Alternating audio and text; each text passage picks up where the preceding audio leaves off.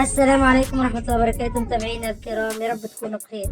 سمرة يحيى وبتشارككم الأكل بتاعها أو الفطار بتاعها، وكمان الكتاب اللي بتقرأه الآن اللي جابته طبعا امبارح من جولتها. زي ما شفتوا كانت تشتري كتب امبارح، وطبعا بتكلمكم وتسألكم عن تحضيراتكم لرمضان.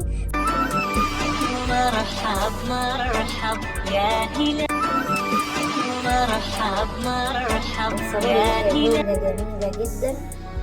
طبعا أول غدا مع اللحم المشوي، من بعد البطاطا الحلوة المصرية المشوية طبعا، وبعد كده أخدتكم في جولة جميلة جدا جدا في الحسين وقالت راحة نفسية. طبعا أكيد تكون في بيت في راحة نفسية. أسيبكم مع جولة سمارة، ولا تنسوا الاشتراك ولايك والشير والبارتاج للفيديو.